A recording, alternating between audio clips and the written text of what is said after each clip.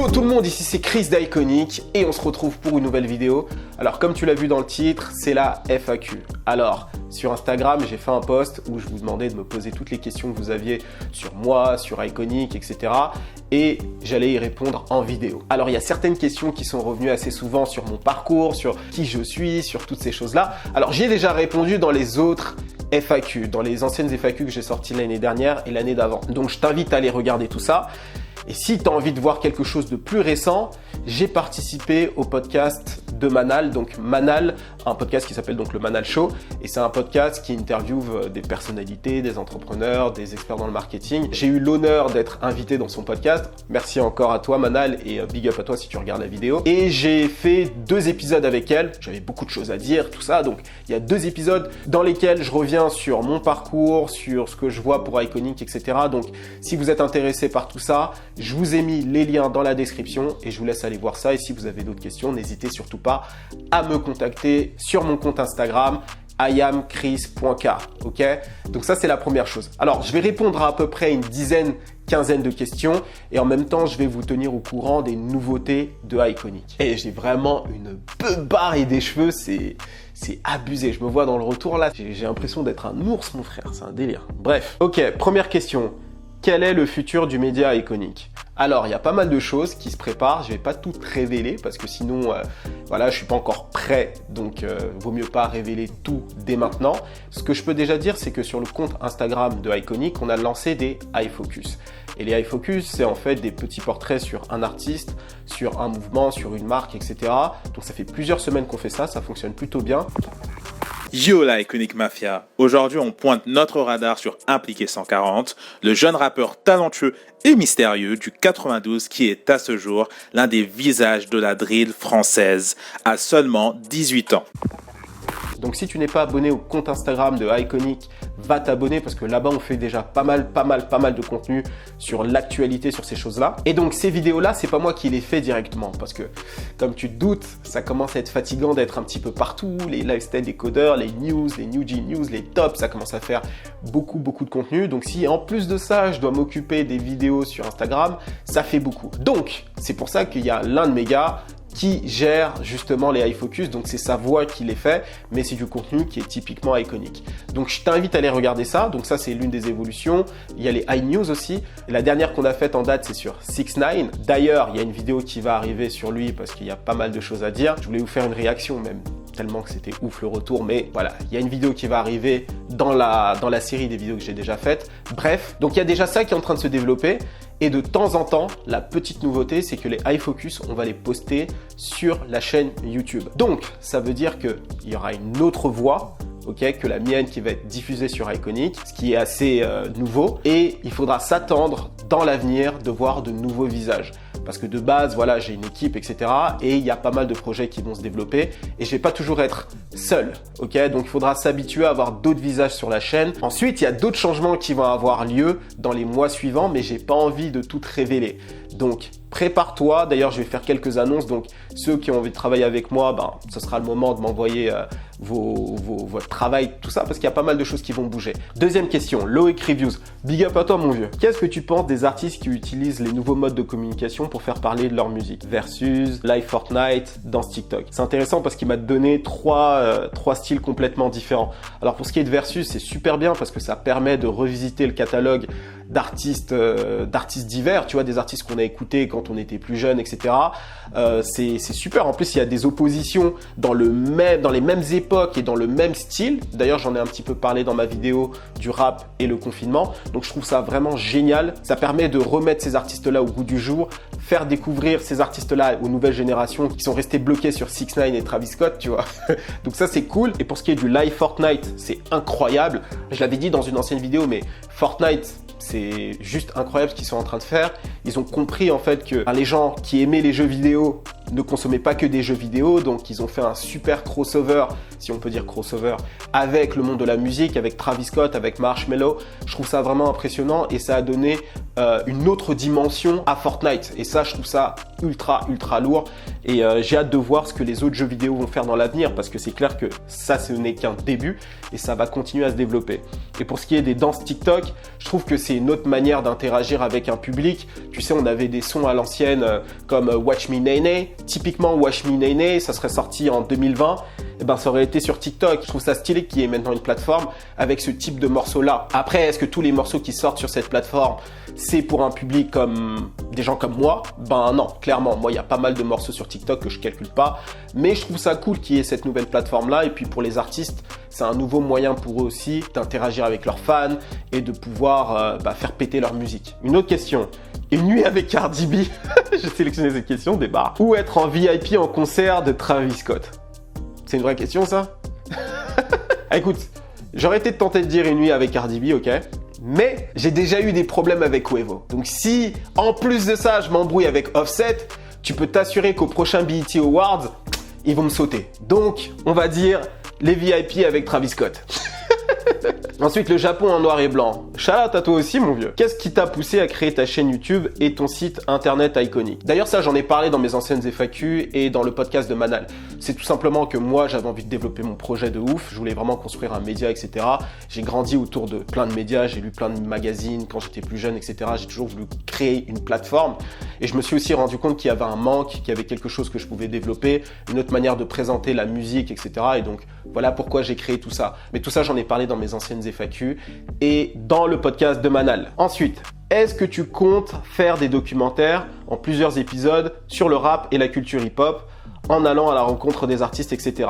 Ouais, carrément. D'ailleurs, dans les prochains LSD qui vont arriver, il se peut qu'il y ait des artistes directement qui interviennent dans les extraits que je mets. J'en dis pas plus. Et pour ce qui est globalement des reportages et documentaires, ouais, clairement, c'est des choses qui m'intéressent beaucoup. Chaque chose en son temps. Question suivante. Des futures collections de vêtements? Ah, ça, cette question, je l'ai sélectionnée parce que ça me permet de parler de Iconic Market. Alors oui, Iconic Market va reprendre, mais ça va reprendre un petit peu différemment. Alors, je vais vous expliquer un petit peu la galère que j'ai eue avec Iconic Market et le média. Alors, pour ceux qui me suivent vraiment, en janvier, j'étais pas très actif. Donc j'étais pas très actif et je suis revenu avec cette vidéo de Quavo là, qui m'avait tège. Fuck you. Et justement, ce que je disais dans cette vidéo, c'est que ça faisait un moment que j'étais pas revenu parce que je travaillais sur la collection.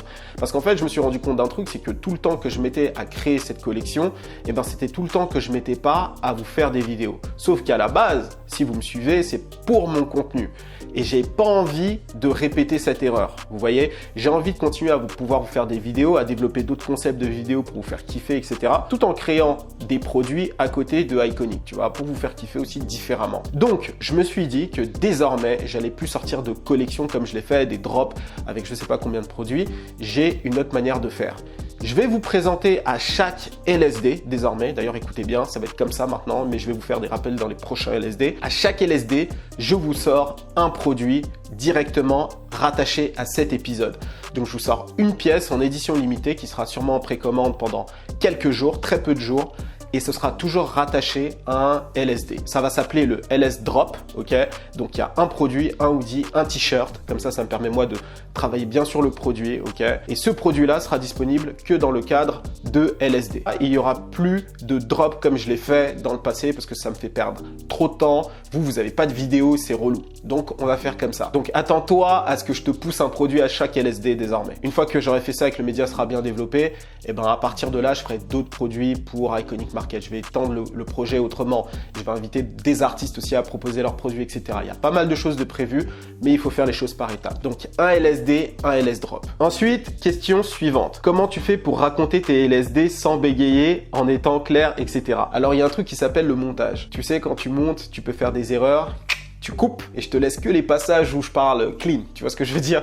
Et il y a aussi l'habitude. À force de faire des vidéos comme ça, ben tu prends l'habitude, tu sais comment faire et tu évites justement de faire des et des bégaiements. Mais rassure-toi, j'en fais encore et ce que je t'ai dit sur les montages, c'est vrai. J'enlève les passages où ça bug un peu et je te garde que les passages un petit peu dynamiques. Ensuite, question suivante. J'aimerais savoir si tu pouvais nous parler de tes échanges avec ta communauté, au-delà des vues, des ventes et du soutien? Est-ce que ta communauté t'offre également un peu plus de culture? Le rapport échange et partage culturel entre un média et sa communauté m'intéresse. Alors, toi tu dis ça parce que tu m'as envoyé déjà un petit peu de contenu. Merci à toi. Oui et non, c'est-à-dire que dès qu'il y a des actualités en général, vous avez tendance à m'envoyer tout de suite tout ce qui se passe. Par exemple, lorsque 6ix9ine a sorti son clip, j'ai reçu plein de messages. Lorsqu'il y a des nouveautés, je reçois plein de messages. Lorsqu'il y a des choses qui se passent, en général, vous êtes assez actifs. Mais après, voilà, l'échange en général, c'est plus moi qui dois donner, tu vois. Mais en même temps, c'est comme ça que ça s'est fait. Mais dans les commentaires, franchement, lorsque je poste quelque chose sur Iconic, enfin, lorsque mon équipe poste quelque chose sur le compte Iconic, ou moi, lorsque je poste sur mon compte personnel, IamChrisK, en général, vous m'offrez pas mal de contenu, vous me faites lire et ça me fait plaisir d'avoir tout ce contenu-là parce qu'au final, lorsque je me fais chier, j'ai plus qu'à lire en fait vos commentaires. Donc les commentaires que vous faites, en général, je les lis, hein, c'est sûr. Après, c'est juste les messages privés où je galère, mais sérieusement, parce que là, je commence vraiment à en recevoir beaucoup, mais je me dis qu'il faut que je me pose à un moment donné, que je prenne une journée et que j'essaie de répondre à un maximum de messages. Mais je vous assure, ça devient de plus en plus dur. Et des fois, tu dois faire un choix. Est-ce que tu bosses? Est-ce que tu dois faire une vidéo? Ou est-ce que tu dois prendre le temps de répondre? Des fois, tu vois plein de messages, t'as la flemme. C'est normal d'avoir la flemme, mais voilà, je vais me poser un jour et je vais essayer de répondre à un maximum de messages. Vraiment désolé de pas pouvoir répondre à tout le monde. Ensuite, Iconic est une marque déposée, une entreprise ou c'est plus un mouvement? C'est les trois choses à la fois, mon pote. C'est une marque déposée, une entreprise et c'est aussi un mouvement. Un mouvement, pourquoi? Parce que ça incarne en fait une façon de penser. C'est la façon de penser que tu connais sur la chaîne YouTube, c'est toute une énergie et c'est un truc que je vais continuer à développer et qui va se ressentir de plus en plus, ce côté mouvement là. Et ensuite, pour ce qui est d'une entreprise, c'est aussi pour ça que je fais le textile, c'est aussi pour ça que je fais des vidéos et c'est aussi pour ça qu'il va y avoir de plus en plus de partenariats commerciaux via les vidéos. Ça, c'est quelque chose aussi que je voulais vous dire, c'est que je sais qu'il y a pas mal de gens qui regardent des vidéos YouTube en se disant « Ah, c'est un mec cool qui est chez lui, qui fait ses vidéos, etc. » C'est pas le cas d'Iconic. Pour ceux qui suivent Iconic, vous savez que c'est une entreprise depuis longtemps, etc. Donc, attendez-vous justement, parce qu'il y a ce virement commercial que je développe vraiment ces derniers temps, attendez-vous à ce qu'il y ait beaucoup plus de partenariats, que ce soit avec les maisons de disques, que ce soit avec les marques, etc., etc. Donc pour vous, qu'est-ce que ça va donner? Des projets beaucoup plus cool, plus de contenu vidéo, d'avoir une équipe encore plus grande, de passer à un stade supérieur, de changer ce décor, parce que je vous avoue que vous, peut-être que ça vous casse les décors. Bon, vous dites pas grand chose, donc je pense que ça va. Mais moi, ça me pète un peu les couilles. Et ça, c'est aussi un truc qui va changer dans pas très longtemps. Ça va arriver plus tôt que prévu d'ailleurs. J'ai envie de changer le décor, passer à un stade supérieur, même au niveau du montage, tu vois. Parce qu'au final, moi, je suis un pro du contenu. Je sais faire du contenu, je sais comment présenter, je sais comment toucher une audience. Mais pour ce qui est des compétences techniques pures, je sais qu'on peut encore passer à un autre stade. Donc ça, c'est des choses sur lesquelles je suis en train de travailler. Mais là, est-ce que je suis en train de m'étendre? Ouais, je m'étends un peu, mais pas grave. Ce que je veux dire, c'est que oui, c'est une entreprise, il y aura de plus en plus de partenariats. J'espère que j'aurai pas les remarques que je voyais il y a quelques années sur YouTube du « Ouais, il y a encore des partenariats ». C'est le but d'un média, d'avoir un maximum de partenariats pour pouvoir vivre. Donc je tiens à vous le dire ici et ça va donner lieu à des projets vraiment cool. Ça par contre, je peux vous en assurer. Et aussi très important, le contenu lui-même des LSD que vous avez ne va pas être impacté négativement. Ça va que être impacté positivement. Donc ça va être plus de vidéos, plus de thématiques, plus de choses comme ça. Bref, je m'arrête là. Là, je vais trop en révéler. Tous ces partenariats et tout ce qui peut arriver par la suite n'est que positif. Est-ce qu'on pourra retrouver les produits de la marque Iconic dans un magasin genre Citadium ou dans un pop-up shop, voire même ta propre boutique? Alors, je vais vous le dire parce que là, c'est annulé, mais j'aurais aimé faire un pop-up shop dans la période estivale là. Je voulais faire plus de rencontres. D'ailleurs, j'avais lancé un jeu sur Iconic Market pour les artistes, etc. D'ailleurs, ça, c'est toujours d'actualité. C'est juste que je dois attendre que toute cette histoire de se calme un petit peu, mais j'ai déjà plus ou moins en tête les gens qui ont gagné le concours que j'avais fait sur Iconic Market. Mais oui, j'avais envie de faire un pop-up shop, j'avais envie de faire des rencontres. C'est juste reporté, c'est juste une question de temps. Mais tout ce qui est rencontre, je t'en dis pas plus, Étienne, mais ce que tu as dit là, en fait, c'est des petits indices sur ce qui va se passer dans les mois à venir. Que conseillerais-tu à quelqu'un qui souhaite créer son propre média aujourd'hui? Alors, ce que je conseillerais, c'est de parler à un public niché. Ça, c'est une chose que je dis d'ailleurs dans ma formation. Comprendre les codes de ce public-là et faire du contenu original. Quand je dis contenu original, ça veut dire un contenu que tu vas pas trouver chez Iconic ou chez French Plug par exemple. Est-ce qu'on peut espérer un jour voir une seconde chaîne Iconic pour le rap français? Oui, il va y avoir du rap français sur cette chaîne et je vais dire vraiment plus de rap français à partir de la rentrée 2020. Voilà, comme ça au moins je vous ai donné une petite date. Et carré en tout cas, tous tes projets, tout comme tes contours au laser. Frère, cette photo elle est vieille. Ça c'est ça mes vrais contours. Tu vois? Ça là, ça. Donc ça, tu vois, c'est les contours du confinement, tu vois. Alors, question suivante. Déjà, j'aime beaucoup votre boulot, l'équipe. Merci beaucoup, merci vraiment. Ma question, c'est est-ce que tu comptes faire des LSD sur les producteurs comme Timbo ou Metro Boomin? Alors, toi, ça se voit, ça fait pas longtemps que tu connais Iconic puisque j'ai fait un LSD sur Metro Boomin. Tu vas dans ma playlist des Lifestyle Décodeurs, tu verras, tu as le tout premier Lifestyle Décodeur jusqu'au dernier Lifestyle Décodeur.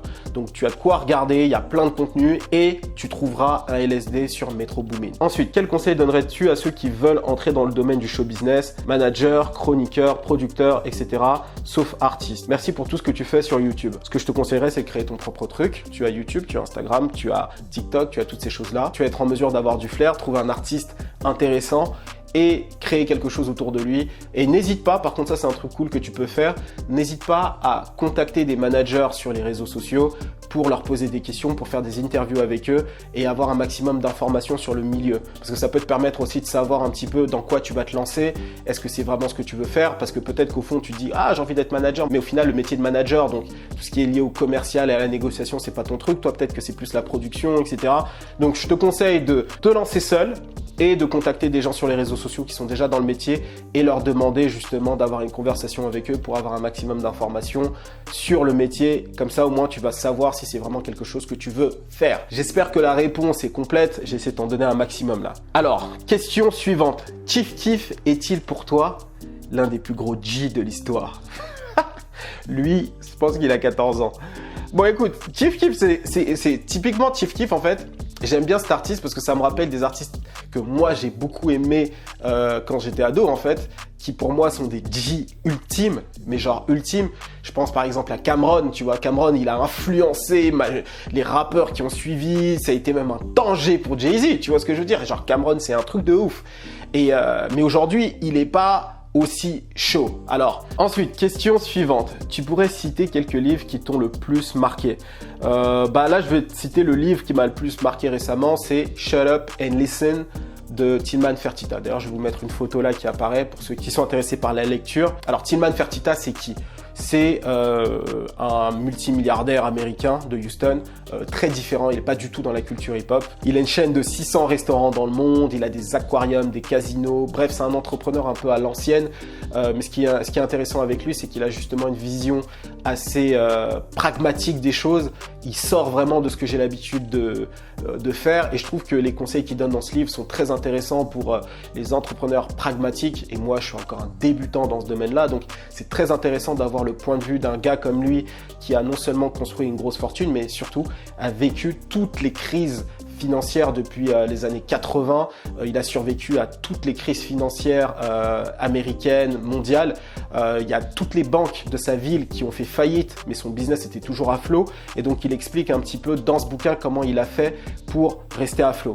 Ah oui, très important aussi, c'est lui qui possède les Houston Rockets. Donc, pour ceux qui s'intéressent à la NBA, je pense que ce visage ne va pas vous être étranger. Si vous êtes intéressé par l'entrepreneuriat, n'hésitez surtout pas à lire le bouquin. Et si vous avez la flemme de lire le bouquin, il y a des interviews très intéressantes sur YouTube. Donc, je vous invite à les regarder. De toute façon, j'ai mis le lien en description. Alors, question suivante. Où as-tu grandi? Quelle ville? Quel quartier? Et pourquoi pas quelques anecdotes de l'endroit d'où tu viens? Alors là, comme ça, j'ai pas d'anecdotes comme ça qui me viennent. Mais dis-toi juste que j'ai grandi dans deux milieux. J'ai grandi dans le milieu cité, etc. Ça, c'est une partie de mon enfance. C'est mes potes les plus proches, on va dire. Mais j'ai aussi grandi dans une partie un peu plus pavillonnaire. Mais pour ce qui est de ma scolarité en général, ça a toujours été la ZEP. J'ai toujours été en ZEP, etc. Et quand j'étais dans les études supérieures, j'étais dans le 93. Et dans le 93, bon, c'est les études supérieures, donc c'est déjà un petit peu mieux, mais on va dire qu'en termes d'ambiance et de gens, c'est un peu le même style.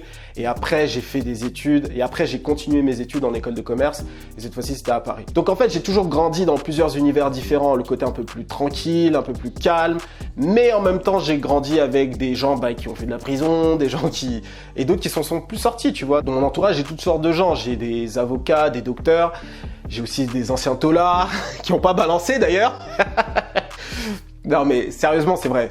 J'ai envie de te dire je rigole mais c'est vrai, j'ai toutes sortes de gens dans mon entourage et je trouve que c'est cool de grandir dans un milieu un petit peu hybride parce que du coup t'es empathique en fait des gens, c'est-à-dire que tu comprends leur manière de penser plus facilement parce que tu as été dans un univers et dans un autre, donc tu vois un peu les modes de pensée différents, etc. Et comme de nature, je suis quelqu'un de très ouvert d'esprit, ça me permet aussi de comprendre les gens facilement, etc. Bref, je m'étends un petit peu, mais voilà. Le jour où j'ai une anecdote qui me revient en tête, je vous la raconte. Après, moi, en général, tu vois, c'est pas trop mon genre de raconter des anecdotes en dehors de ce que je peux vivre dans le monde de la musique. Par contre, ça, je vous en raconterai encore, comme j'ai pu faire pour Quavo, tu vois, par exemple. Pour ce qui est des anecdotes hors musique, il faut aller demander à Young Movie. Je crois que c'est tout, hein. J'ai répondu à toutes les questions, déjà, c'est pas mal. Est-ce que j'ai des annonces à faire? Je vous ai parlé du LS Drop, je vous ai parlé de la chaîne YouTube avec le plus en plus de partenariats, de toutes ces choses-là. Je vous ai parlé des voix, du iFocus. Je pense que je vous ai parlé de tout ce dont je devais vous parler maintenant. Je vais essayer de faire de plus en plus de vidéos comme ça où je vous tiens au courant un petit peu de l'évolution d'Iconic, etc. Si vous avez aimé une vidéo comme ça où je vous parle directement, likez cette vidéo, montrez-moi que vous avez aimé, comme ça j'essaierai de vous en faire de plus en plus souvent. J'aime bien le faire moi personnellement, c'est un petit peu comme la vidéo de Quavo, ça me permet de sortir de Chris d'Iconic et de vous parler plus comme Chris tout simplement, et j'aime bien créer cette relation aussi avec vous. Donc n'hésitez pas si vous voulez que je vous parle d'autres sujets, posez-moi d'autres questions, etc. Et j'essaierai de vous faire plus de vidéos dans ce genre-là les prochaines fois. Dans tous les cas, prenez soin de vous. Grosse force à vous, force à ceux qui ont des projets, force à ceux qui vont reprendre l'école. Je ne sais pas si vous allez reprendre l'école maintenant, mais bref, ceux qui ont continué l'école, ceux qui travaillent, bref, avec ce confinement, ça a été galère.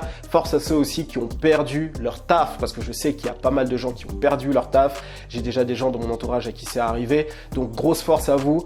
Ça va être le moment aussi pour vous peut-être de réfléchir à comment vous allez pouvoir vous relancer. C'est vrai qu'on vit un gros moment de crise, mais c'est aussi peut-être l'occasion pour les gens qui ont l'ambition de lancer quelque chose, de pouvoir créer le projet et de le lancer pour de vrai. Parce que crise en chinois, je sais pas si vous avez déjà entendu ça, mais crise en chinois, ça veut dire aussi renouveau. Et donc comme c'est le renouveau, peut-être que c'est le moment pour vous de vous lancer dans ce que vous avez vraiment envie de faire. Et il faut profiter de cette occasion qui est très très très compliquée. Je vous l'accorde, pour moi aussi. Et moi je vous dis à très très vite pour la prochaine vidéo. Arrêtez de me demander pour NBA Youngboy, ça y est, c'est dans les tuyaux, je suis en train de bosser sur la vidéo, elle devrait sortir. Donc, likez cette vidéo, partagez-la un maximum, c'était Chris d'Iconic pour vous servir. Cheers!